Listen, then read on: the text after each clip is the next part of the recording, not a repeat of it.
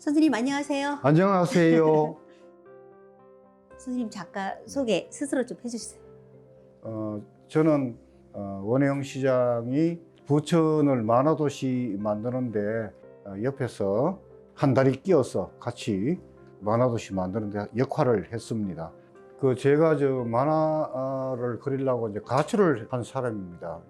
온갖 구박을 다 받고 그 다음에 만화를 그리면서 만화왕국 일본을 자주 다녔었는데 그곳에서 만화박물관을 내가 두 곳을 갔습니다. 하나는 오미야라는 곳인데 지금은 사이타마라고 바뀐 부천하고 같은 비슷한 환경의 도시입니다. 도쿄와 붙어있는 조그만 도시였고 또 하나는 다카라츠카라는 오사카 옆에 있는 도시인데 거기에는 아톰으로 유명한 데츠카 오사무의 박물관이 있었습니다.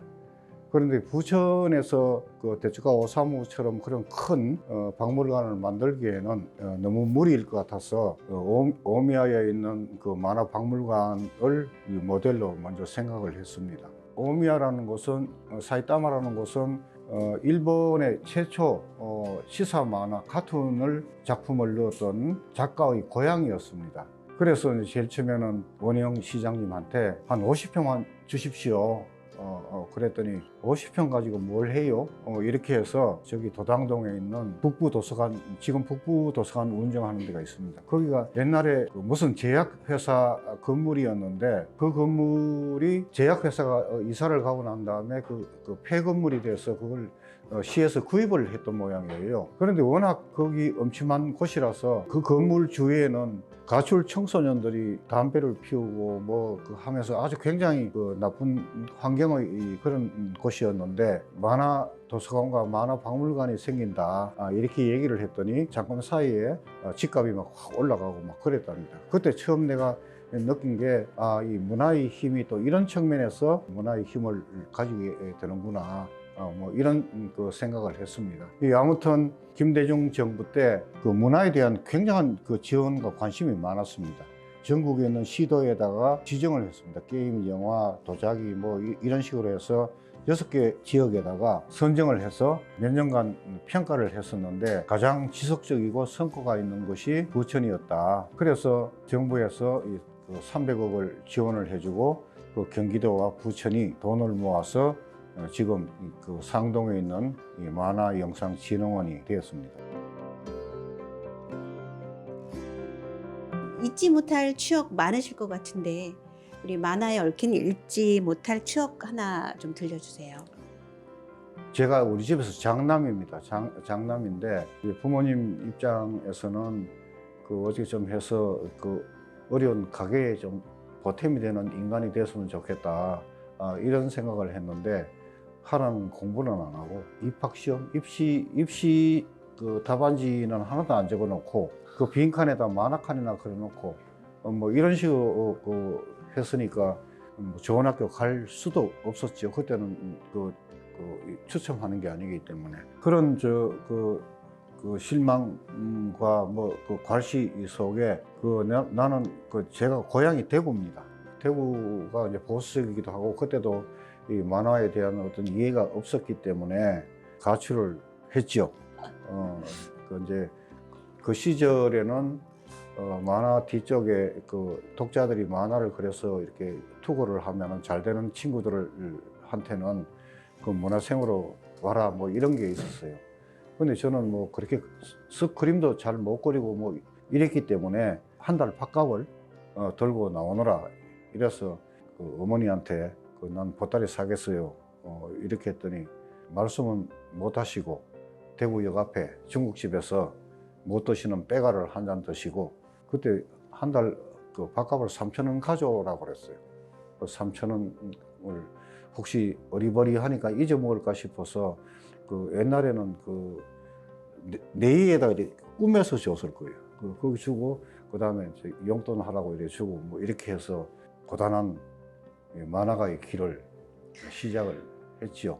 했다가 안 돼서 내려왔다가 또 다시 잡지사 들어갔다가 이렇게 하면서 인기 있는 유명 작가는 아니지만은 끝까지 그냥 만화가라고 고집을 했기 때문에 지금은 이렇게 대접을 받고 이렇게 있습니다.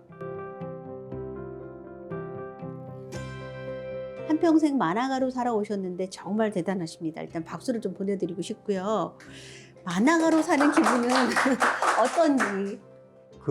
거기 제가 이제 딸이 둘이 있는데 내가 이런 일을 하고 있으니까 또 괜찮은 만화가 후배하고 약간 썸씽이 있는 같았어요. 그래서 내보고 저 친구랑 결혼하면 안 되겠냐 이렇게 나한테 물어보길래 그만둬라. 그거 이제 만화가로 산다는 게 보통 힘든 게 아니기 때문에 지가 좋아서 만화를 그리지만은 생계를 책임질 수 있다는 보장이 안 된다. 내 귀한 딸을 그런 만화쟁이들한테 어떻게 보내겠냐. 그래서 못하게 했습니다. 선생님은 그렇게 살아오셨잖아요. 예.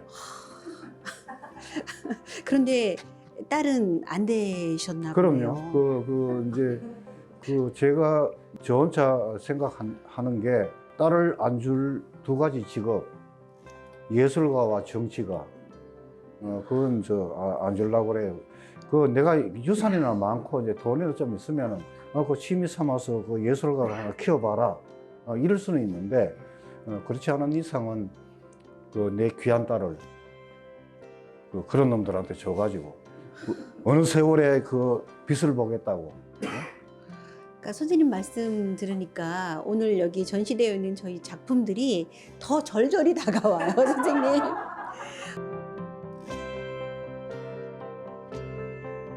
(70에) 철이 들었다고 하셨는데 어떤 의미인가요?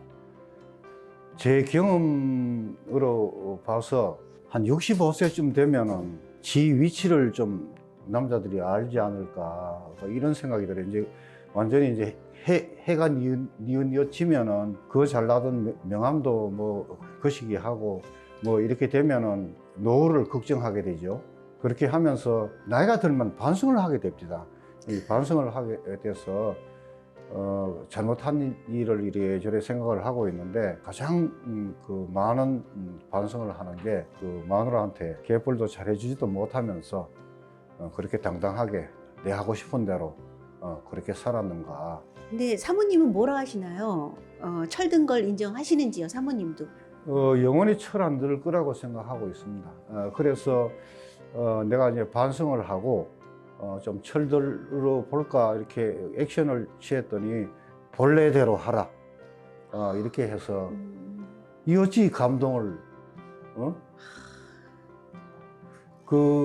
제가 가출을 하고 싶었어요. 이제 아내가 아주 이제 통제를 많이 하기 때문에 그래서 가출을 하려고 그랬는데 제일 고민이 밥을 할 줄 모릅니다. 세탁기 못 돌리죠. 가스레인지 못 하죠.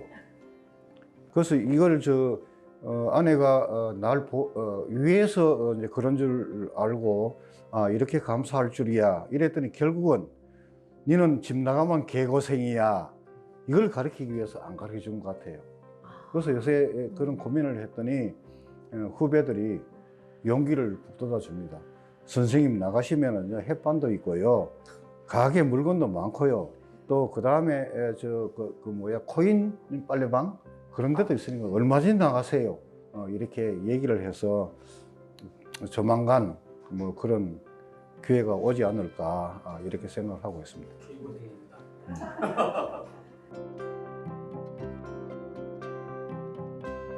자, 그러면 선생님 이제 제가 마지막 질문 드릴 건데요. 이번 모지리에서의 소감은 어떠신지요? 나처럼 이렇게 훌륭한 대단한 만화가가 이 작은 가게에서 감자 같은 모조리 진장 꼬드김에 넘어가서 대답을 했다는 것에 대해서 고민을 좀 했습니다. 해야 될까 말아야 될까 이렇게 했었는데 제가 이제 부천 덕분에 이렇게 만화계에서도 인정받는 그런 자리에 있기 때문에 어쨌든 한번 하자 하는 그런 마음을 가졌습니다. 본래 이런 작가와 만남 이렇게 얘기를 하는 거는 몇 번 해보기는 했지만은 굉장히 이제 형식적이었어요. 그런데 오늘 모질이 회원님들이 저를 존중하고 애정하는 그것으로 마음이 아주 좋아졌습니다. 감사합니다, 선생님.